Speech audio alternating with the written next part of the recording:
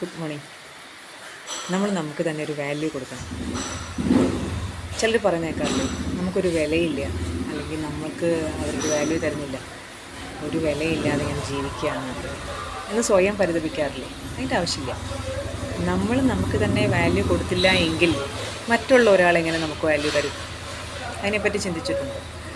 അപ്പം നമുക്കൊരു വാല്യൂ ഉണ്ട്. എല്ലാ മനുഷ്യർക്കും ഓരോരോ കഴിവുകളുണ്ട്. എന്നെപ്പോലെ ഞാനും നിങ്ങളെപ്പോലെ നിങ്ങളും മാത്രമേ ഉണ്ടാവും. ഒരു എന്താ പറയുക, ഒരു സാമ്യം, മുഖസാമ്യത്തിലൊക്കെ ആൾക്കാരുണ്ടെങ്കിലും സ്വഭാവത്തിലും പെരുമാറ്റത്തിലുമൊക്കെ നമ്മൾ മാത്രമാണ്. അത് അക്സെപ്റ്റ് ചെയ്യുക.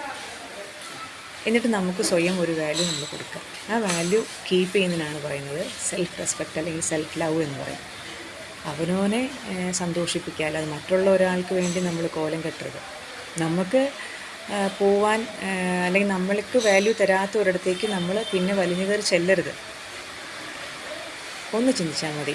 ആ ഒരു സ്നേഹത്തിന്, നമ്മുടെ കെയറിങ്ങിന്, സ്നേഹത്തിനൊന്നും മറ്റുള്ളവർ, അങ്ങനെയുള്ളവർ എന്താ പറയുക, അവർക്ക് അതിനുള്ള ഒരു ഇതില്ല, അർഹതയില്ല എന്ന് തന്നെ ചിന്തിക്കണം. അപ്പോൾ നമ്മൾ നമ്മളായി ജീവിക്കാൻ ശ്രമിക്കുക. മറ്റുള്ള ഒരാൾക്ക് വേണ്ടി നമ്മുടെ ജീവിതത്തെ മൊത്തം മാറ്റി മറിച്ചാൽ നമ്മളതല്ലാതായി പോകും.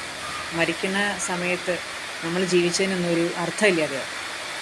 സന്തോഷമായിട്ടിരിക്കുക, നമ്മുടെ സന്തോഷം നമ്മളിലാണ്, അത് മാത്രം ചിന്തിക്കുക. നല്ല മഴയാണ്, മഴയും വെയിലും എല്ലാം നമ്മൾ ആസ്വദിച്ച് നമ്മുടെ നിമിഷങ്ങളെ നമ്മൾ സന്തോഷത്തിലാക്കുക.